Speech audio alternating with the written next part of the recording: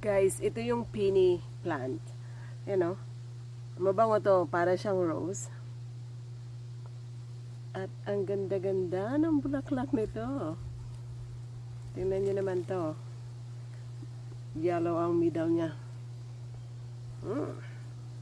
Guys, tingnan nyo kung gaano katangkad ang aking delphiniums. Ayan o. Nag-start na silang mag-bloom.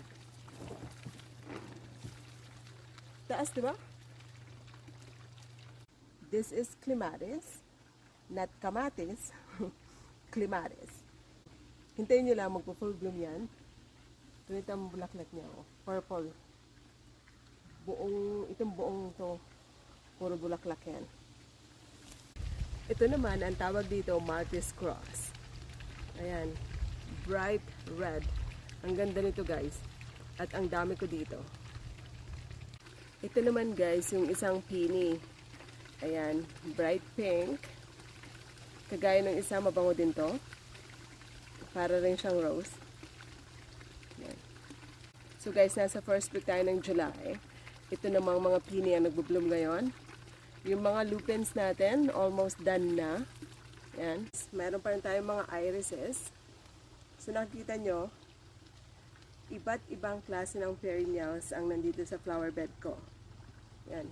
Multiple colors. Yun ang gusto ko. Iba-ibang kulay, ganyan. Ang mga lilies guys, nag-start na rin silang mag-bloom. Actually, patapos na tong isang to eh. May ibang variety tayo nandun sa may unahan. Masyadong mababa yung mga roses natin.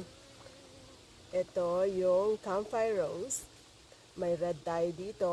At meron din tayong white. Ayan, napakabango nito. Ang dami talaga nating halaman dito guys. Ayan, may lavataria tayo dito. Meron din tayong primrose. Kung nakikita nyo, yellow. Ayan o. Ayan. Ito namang flower bed na to. Bago lang to guys.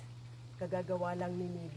Nilagyan niya ng mga poppies at roses. Meron ding mga marigold dito. Ayan. Ito naman yung walkway namin guys. Punong-puno siya ng Virginia creeper. Ayan o. Guys, ito naman yung Hansa roses. Ayan o. Ang bango-bango ng mga roses na to. Ang dami niyang bulaklak.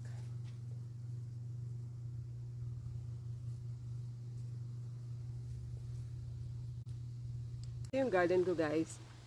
Masyadong makulay.